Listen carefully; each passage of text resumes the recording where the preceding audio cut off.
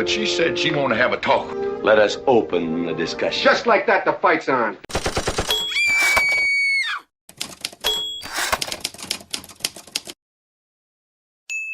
HBR Talk with Hannah Wallen. A few years ago, there was some heated debate between MRAs and feminists on social media regarding the idea that the men's rights movement was redundant, with feminists having laid claim to the entirety of human rights activism using the slogan, "Women's rights are human rights." They attempted to absorb and control the men's rights movement by declaring our goals identical to theirs and insisting that we must accept the feminist label if we advocate for equal treatment under the law because, quote, feminism is about equality. Insert feminist definition of equality and dictionary definition of feminism here. When posting about actual men's issues on social media, I found myself frequently asked by feminists why I supported men's rights, quote, instead of supporting women. I'd given many answers to this question, including explaining that in terms of human rights recognition in Western nations, women aren't disadvantaged, but several men's issues result from social and legal disregard for their human rights. I pointed out that a person's sex shouldn't be a reason why his human rights should receive any less consideration under the law. To illustrate my position, I posted a photo of myself holding a sign that said, "I support men's rights because men are human. What other reason do you need?" This was largely a response to that conversation, but not entirely. It was also partly in response to that feminist "women's rights are human rights" slogan, and a voice for men's efforts at making the men's movement better understood by labeling it the men's human rights movement, and adopting a gender reverse of that statement. That's basically the underlying motivation for the men's rights movement, a push for legislative and social reform under which human rights considerations don't disappear the moment the conversation becomes about men. So I posted a photo with the sign, wrote an article about it, and asked that other women be willing to stand up and add their voices to the statement that in regards to the concept of human rights, application of the label human shouldn't exclude men. I knew that the man-hating type weren't going to be swayed by such a stunt, but I thought it'd be interesting to see what kind of reactions different people had. There were some good ones, including Crystal Garcia, who printed out a copy of the sign and went around her community asking women to pose with it. Several did, quite happily, and some great conversations resulted. Facebook feminists saw Crystal's article about this and had a huge hissy fit. The outrage was red hot, burning through the interwebs like wildfire. How dare we come up with such an idea? Pointing out men's humanity was more offensive than telling women to get back in the kitchen and make us a sandwich. Certainly there could be no other reason than to belittle women, right?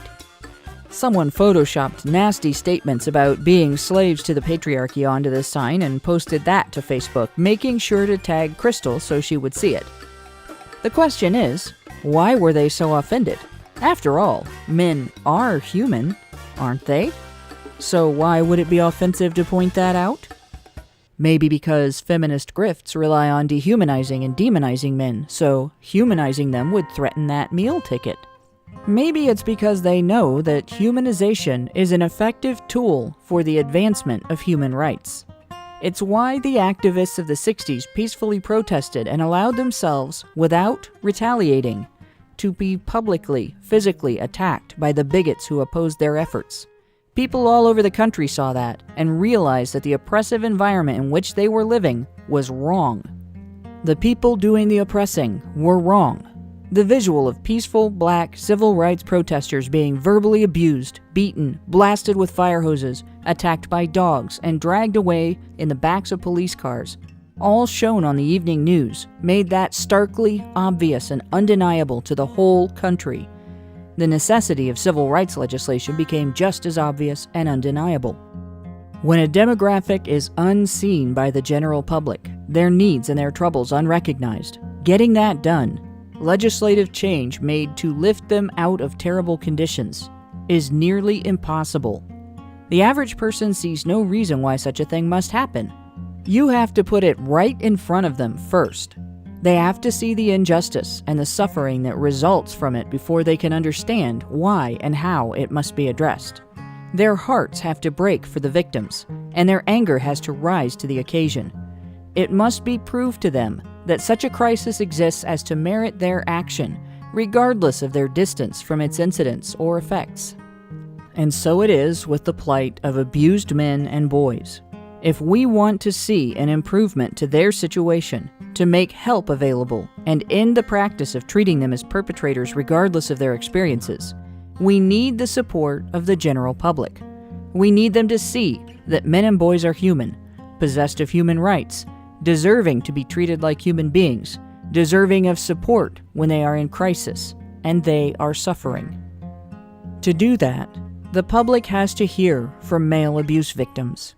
Their hearts have to break for the people whose stories they'll hear. Their anger at the injustice has to rise to the occasion, so they will know that this crisis also merits their action, regardless of their degree of separation from it. This week, HBR Talk will feature Deborah Pawnee discussing her recent work, especially her new YouTube channel and its premiere video, a heartbreaking and compelling presentation of the experiences of abused men as told by the victims themselves. While many may be able to tune out discussion of dry statistics and logic, the reality of these men's pain and struggles cannot so easily be ignored.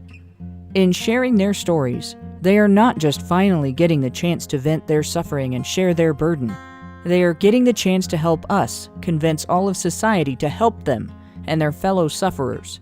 They are humanizing this crisis so that the public has to understand the need for action.